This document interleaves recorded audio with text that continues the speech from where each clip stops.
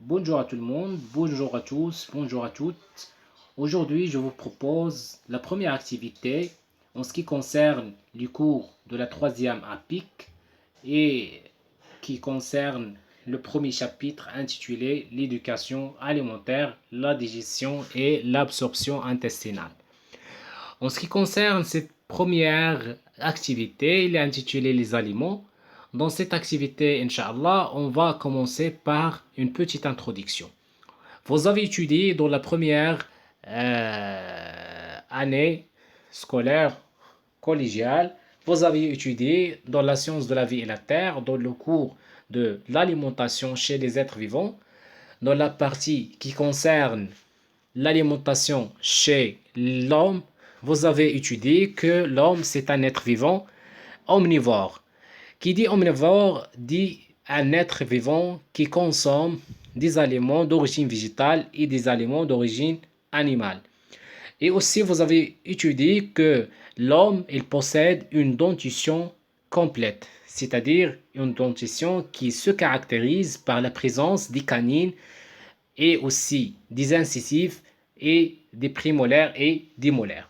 Donc, en ce qui concerne les aliments, vous allez voir dans cette activité que les aliments, ils contiennent des substances alimentaires simples. C'est ce qu'on appelle les nutriments. Donc, comment peut-on mettre en évidence la présence euh, des nutriments ou bien des aliments simples dans les aliments que consommons nous?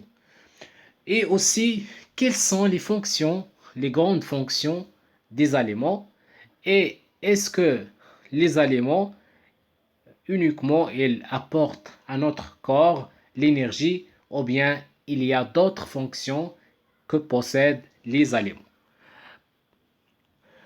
Dans cette vidéo, Inch'Allah, on va s'intéresser à deux axes principaux. Dans le premier, on va étudier la composition chimique et on va voir tous comment on peut mettre en évidence la composition chimique des aliments. On va prendre par exemple le lait et le pain. Et dans le deuxième axe, on va s'intéresser à l'étude du rôle et des fonctions des aliments. On va commencer par le premier axe, donc la mise en évidence de la composition chimique de certains aliments. Par exemple, l'analyse chimique du pain et du lait. Premièrement, on va commencer par cette expérience. Comme vous voyez dans cette expérience, elle montre quoi? Elle montre la mise en évidence de l'eau dans, dans, dans un élément que vous connaissez bien, c'est le pain. Donc, pour mettre en évidence la présence de l'eau dans le pain, il se fait de mettre un morceau ou bien une tranche de pain au niveau d'un tube à essai et allumer le bec benzène et on va au bout de quelques secondes ou bien quelques minutes on va constater et on va remarquer la libération de la vapeur d'eau. Et aussi, on va observer la présence des gouttelettes d'eau. Donc, la présence des gouttelettes d'eau et la libération de la vapeur d'eau, cela signifie que le pain contient de l'eau. Donc, avant de passer vers la diapositive suivante, il faut savoir distinguer entre le résultat et la conclusion. Quelle est la différence entre le résultat et la conclusion? Le résultat, c'est ce qu'on observe à la fin de la manipulation ou bien de l'expérience. Et la conclusion, c'est l'information qu'on va tirer à partir de cet résultat. Cette diapositive-là, c'est une diapositive qui montre la mise en évidence d'un aliment simple qui s'appelle l'amidon. C'est quoi l'amidon? C'est un sucre complexe qui, euh, qui, qui se trouve dans le pain et dans les aliments d'origine végétale. Vous avez étudié de la première année que l'amidon, c'est une substance qui, qui va être fabriquée à partir de la photosynthèse au niveau des feuilles des plantes vertes. Donc, l'amidon, c'est un sucre complexe qui constitue de plusieurs molécules de glucose.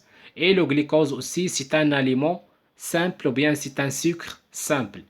Donc, pour mettre en évidence la présence de l'amidon dans le pain, par exemple, euh, on a besoin d'un réactif chimique qui s'appelle l'eau iodée. Donc, c'est une solution ou bien c'est un réactif coloré en jaune en présence de l'amidon.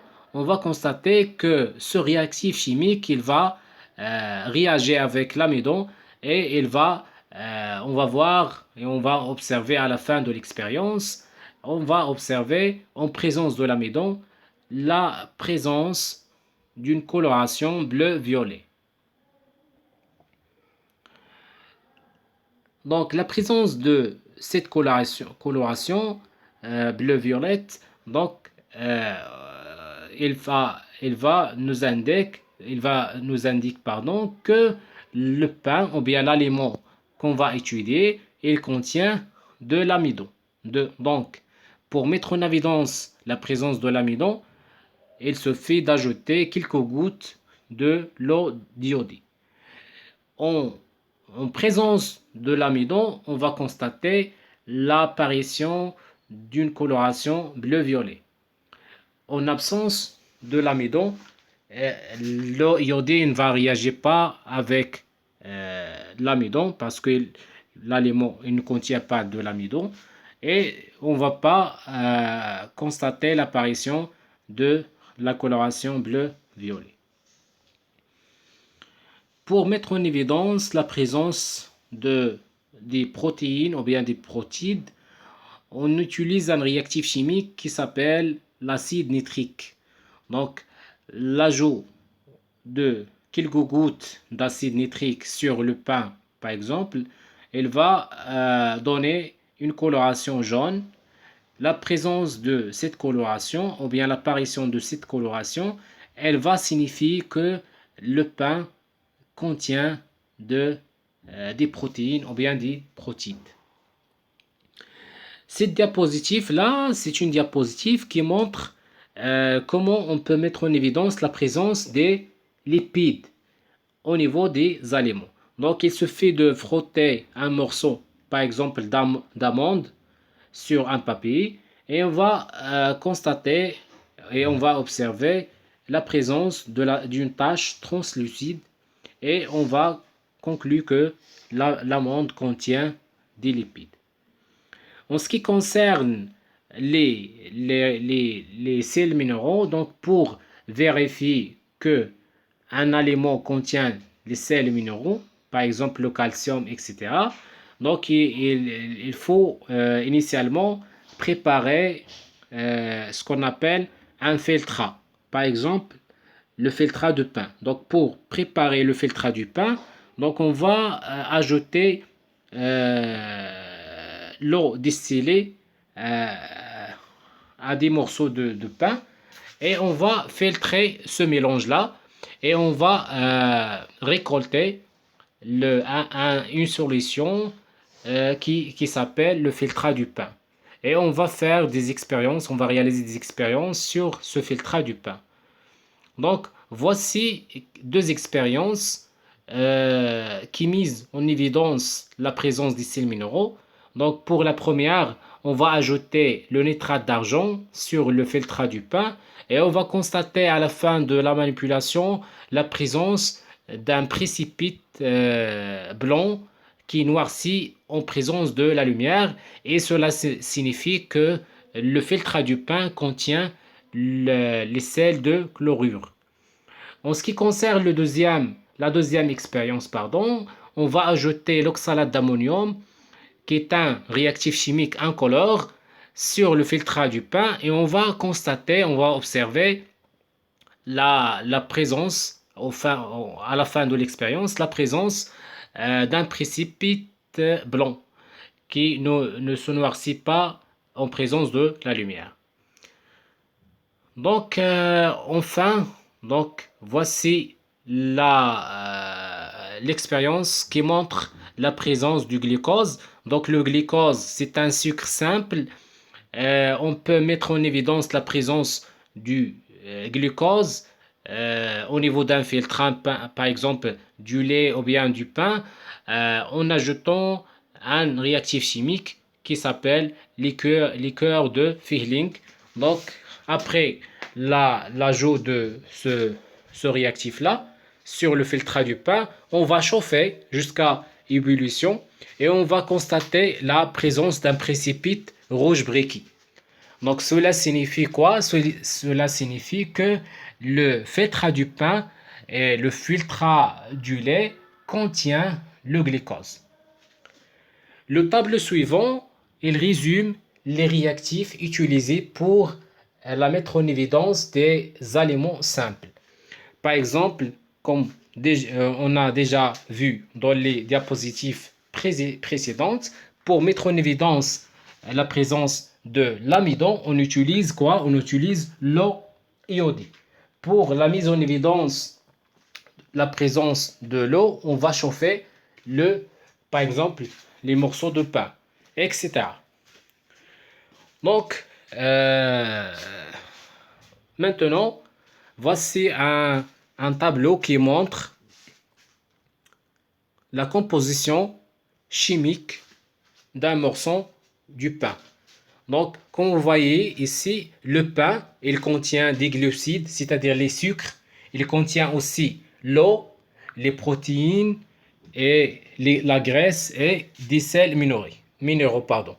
Donc, cela signifie quoi? Cela signifie que le pain, il contient plusieurs aliments simples. Donc, il est composé de plusieurs aliments simples. Et pour cela, on dit que le pain, c'est un aliment complexe. Donc, c'est quoi un aliment complexe? C'est un aliment qui est formé par plusieurs aliments simples. Donc, les aliments se divisent en deux types, les aliments simples et les aliments complexes. Les aliments simples, ils sont composés essentiellement d'une seule catégorie de nutriments. Par exemple, les glucides, les lipides, les protéines, les vitamines, l'eau, les sels minéraux. Donc, ces substances chimiques-là, l'eau, les sels minéraux, les vitamines, les protéines, les sucres et les lipides, ce sont des aliments simples. En ce qui concerne les aliments complexes, c'est quoi un aliment complexe? C'est un aliment composé d'un mélange de deux ou plusieurs aliments simples. Donc, brièvement, un aliment composé, c'est un mélange de plusieurs substances appelées aliments simples. Par exemple, le lait, la viande, le pain, etc.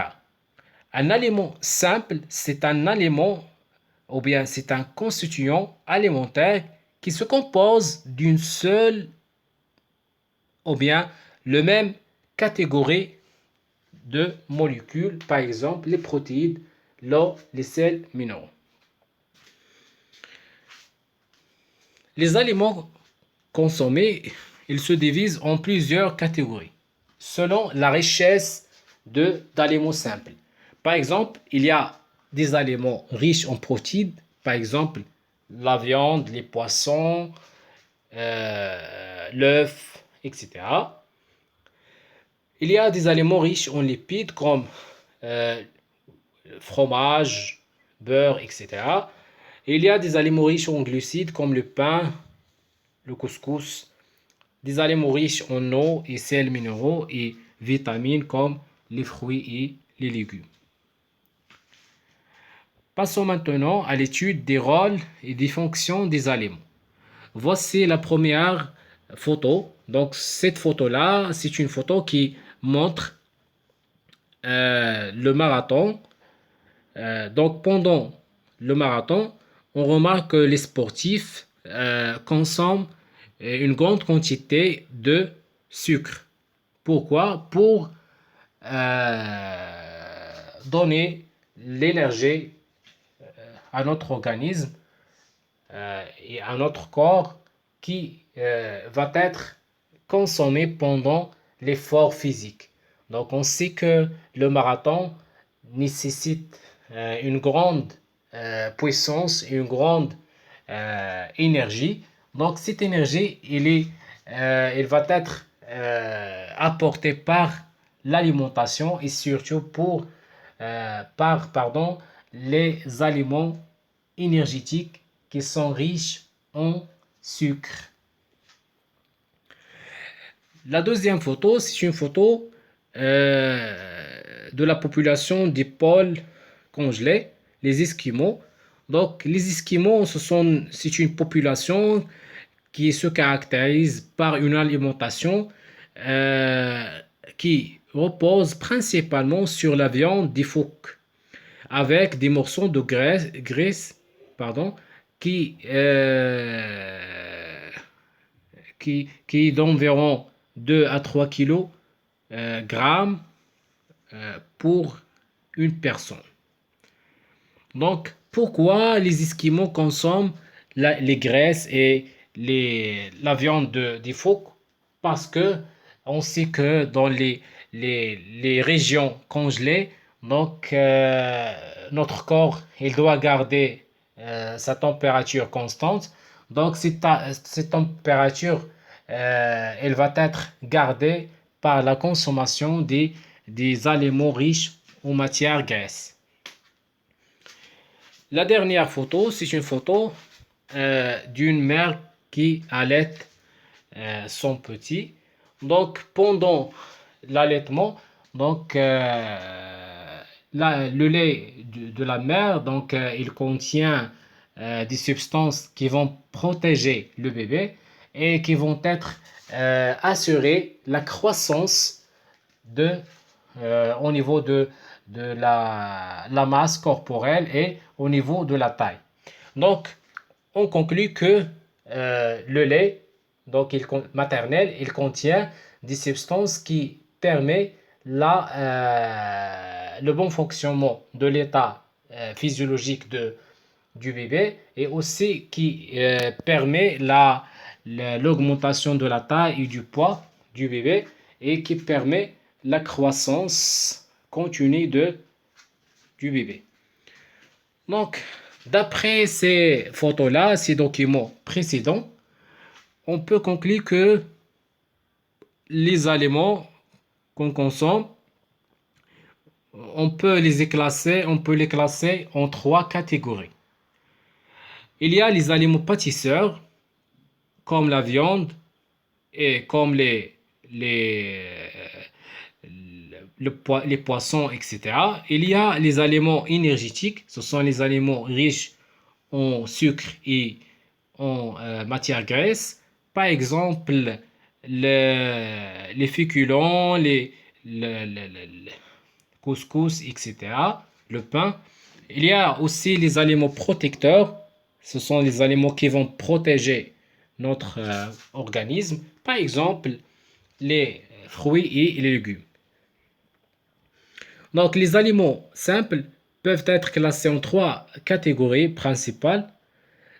Premièrement, il y a les aliments énergétiques. Ce sont les aliments qui apportent au corps de l'énergie nécessaire pendant l'effort. Et par exemple, les lipides, les aliments riches en lipides et en glucides. Il y a aussi la deuxième catégorie, ce sont les aliments pâtisseurs. Ce sont les aliments riches en protéines, par exemple la viande, les poissons, etc. Ce sont des aliments qui servent de matière première pour la construction et la réparation des tissus et des cellules lésées.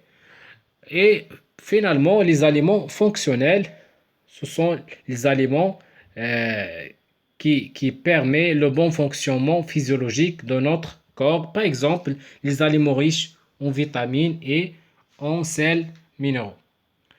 Donc finalement, il faut savoir que les aliments ils sont regroupés en plusieurs groupes alimentaires. Il y a les aliments pâtisseurs, ce sont les aliments riches en protéines et en protéines en général, comme les viandes, l'œuf, poisson, etc. Il y a aussi les aliments énergétiques comme les aliments riches en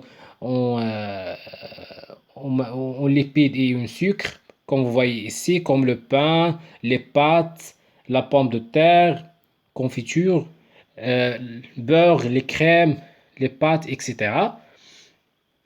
Et enfin, il y a les aliments protecteurs. Ce sont les aliments riches en vitamines et sels minéraux, par exemple les fruits et les légumes. Donc, merci pour votre attention. Si vous avez des questions, n'hésitez pas à les poser dans les commentaires et on se verra, Inch'Allah, dans une prochaine vidéo.